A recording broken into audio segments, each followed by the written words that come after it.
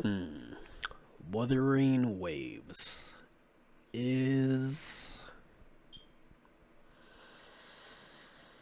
Wuthering Waves is the latest game from Kuro Games. And though I may be a little late for my review, I wanted to make sure I really dove deep into the game, the combat system, story, and all other forms of content that the game gives and provides, right?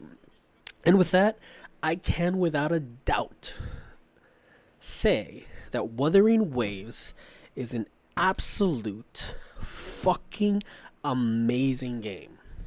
Okay?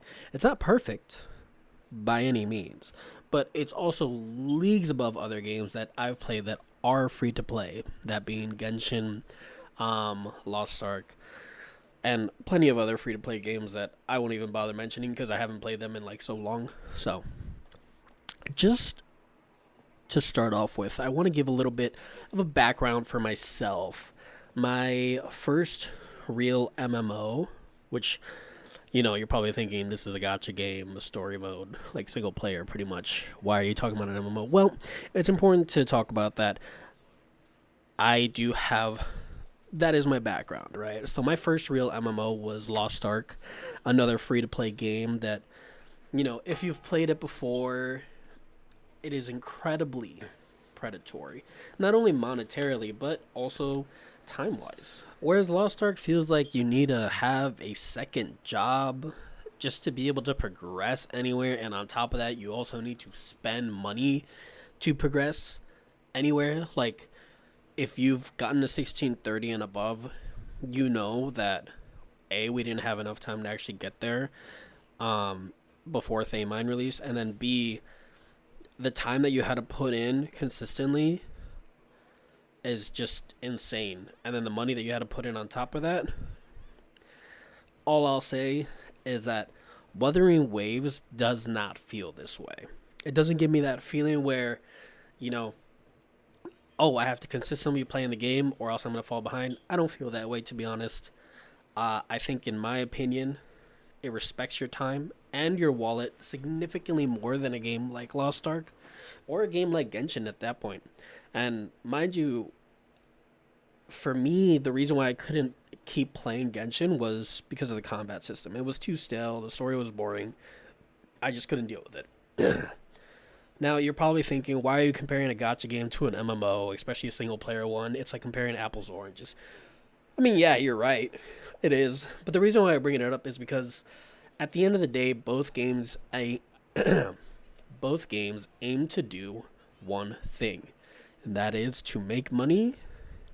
And for Kuro to come out and give not only a 5-star selector, but give multiple patches and give you tons of ways to get more than 100 pulls just from pre-registering, playing the game, the web event, and all other in-game events, that to me tells me that the company cares a lot more about their player base than actually getting money out of them.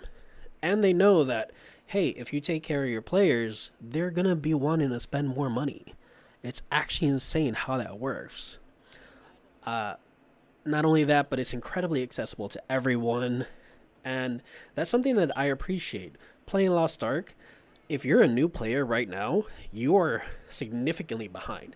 You're going to have to spend money just to get card sets. And if you don't have that kind of money, what's the point of even playing? You're just going to get gatekept. So for me, I appreciate that I could just hop in and hop out anytime I want to. And that's where I'm getting at, where a lot of these free to play games, they're very predatory. So it's not an MMO versus a gacha or a comparison between the two. It's free to play in general. That can be very predatory.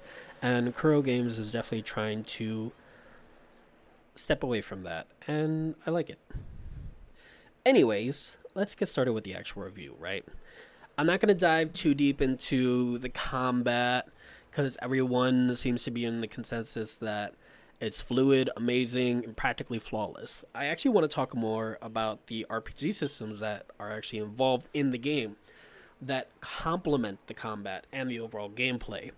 The echo collecting is much more than just killing mobs or playing quote unquote Pokemon and getting stronger. Characters have their own preferences that not only make them stronger, but elevate them to a whole another form of strength or level of strength, if you want to call it that. The idea of rotations is nothing foreign to myself, and as most other MMOs have them ingrained into them. So if you come from a background like that, or just in general, you understand that rotations exist, you'll really enjoy the combat in Wuthering Waves.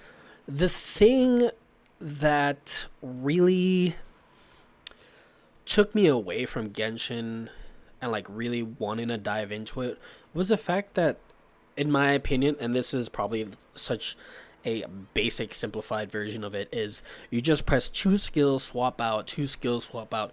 You rinse and repeat that until you have to do it all over again. I am not a fan of that. It felt really stale, stagnant, and boring to me. In Wuthering Waves, if you're looking to min-max your DPS, coming up with a new rotation or having a rotation for certain characters can really enhance and deepen your gameplay experience and help you dish out loads more damage, especially if you use the intro and outro skills effectively. These obviously can help buff your character, and if you read into them, for example, Verena has her outro skill, which buffs you by 15% for 30 seconds. And then on top of that, if you pair it well with Janzin, who gives you Resonance Liberation damage for 38%, if I remember correctly, for 15 seconds, or until the next character gets swapped out. You pair that up with Calcharo, and you have a good, energy regen. And in general, you can link up his Liberation, or his R, a lot more consistently. You're gonna see his damage during his liberation state or his burst mode, whatever you want to call it, be significantly more potent. It's these small nuances and little things that you can tweak in your character rotation that really made it fresh to me. And though the game is still considered fresh, so I'm sure the meta will continue to change. But what's so nice about it is that if you don't have characters like Gian or Calcharo or any other main DPS, you'll still be able to clear content. Whether you're under-leveled or over-leveled doesn't matter. You can still clear them all with enough perseverance, even without spending a single penny. The best thing is that even though the combat is already amazing, Kuro has already gone on record stating that they want to improve it. I don't know how you're going to. I can think of a couple ways that they could, which just means more, quality of life changes for the community and a more seamless experience. The convene system is incredibly fair in my opinion. As someone who's only really spent money on the Loom Knight sub and less than $20 on Astrite, and $20 is actually nothing, I found myself playing the game more than actively wanting to swipe for new characters. At the point of making this video, I've pretty much collected almost all of them except for 3. So I'm kind of just waiting to do more content to actually get more Astrite and do more pulls. That's kind of just it. I'm actually looking for the weapons at this point. I've already got one of Calcharo's 5-star weapons, so I'm just looking for the next one. Every character I've collected so far has been mostly through missions, completing the elusive realm stages, and I'm going to have on the top right here, if you want to click on that, if you want any tips on how to complete 1 through 4, so you can, grab yourself the 5-star echo that's there. Overall, the game gives you so many resources that the only resource you don't have is actually time. I got to a point where I wanted to make this video for a while, but I just couldn't stop playing the game. Opening supply chests in the main city, the Sonnets, caskets, everything in the game, right? Even just walking around the overworld, I was always looking for, the monster, the echoes that they form up, and then there's like little chests or quote unquote chests that shows up, stuff like that, or even the challenge runs. Those are always fun too. They're not something that I'm actively avoiding. They're something I'm actively looking for, which is really nice. And with that, honestly, I feel like the game actually respects your time and will gladly reward you for investing more time into it. The music, in my opinion, is very somber and relaxing, especially in the main cities. Everything fits very well into the world. It doesn't feel like I'm getting bombarded with one different soundtrack after another every time I enter somewhere new, right? Everything feels fluid, seamless. And personally, I think the overall music is, 7, 8 out of 10. While some boss fights having okay music, and others got me feeling like I'm listening to fucking Frenchcore while snorting cocaine off of John Zinc. Let me hold it. Let me hold it back. My bad. Overall, the music in some areas could be better, but I do like the concept that they have for a lot of the different areas. In my opinion, the hand pan song that the soundtrack that comes up whenever you're just walking around, the moment I hear that, I'm just like, I'm entranced, right? That's like my favorite song in this entire game. It's just a vibe. I don't know. The story, in my honest opinion, I honestly felt myself just sitting there spamming the F key consistently. I could not care less for it. I thought it was mid to bad. Up until the last arc. The last act was actually really good. Uh that was like chef's kiss. We need more of that. Yep. Kuro, you hear me? More anime stuff. Like that was honestly the most fun part of the game for me. When you're fighting, and spoilers by the way, Dreamless and having to auto attack their auto attacks or their attacks away. Like that was cool. That was like holy, like okay, where was this the entire story? We need more of that. But I get it. Scar's introduction to the story was also really good. I really liked his character, and then yeah, the end of it was just awesome too. But everything leading up to those two acts is like, eh, kind of just want to press the F key, kind of just want to press the skip key. But that's just me. If at the end of the day, Wuthering Waves isn't a story game. Like that's part of it, but they're more focused on the gameplay, on the missions and everything like that. That's what makes the game good.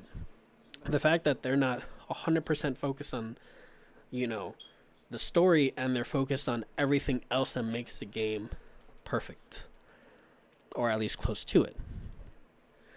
All in all, I will say that I highly recommend this game. A lot of my friends have started playing it as well because they saw how popular it was and that we were all playing it. It will keep you busy, and you will always be wanting to progress your account further and further, as I imagine a lot of us have already been doing since playing for the past few days since the game dropped. There will be a link in my description for the game so you can download it. And no, I am not sponsored at all. Just enjoy the game. And I want it to succeed. And honestly, that's all you can ask for. Anyway, thanks for watching. Have a great day. And hit that like button. Hit that subscribe button. I'm going to try to start posting more. Maybe 3 vids a week. I don't know. All I know is that I enjoy the game. And if you want to catch me live on twitch.tv/Jormus, I'll have a link down in the description as well. All right. Have a good one. Bye.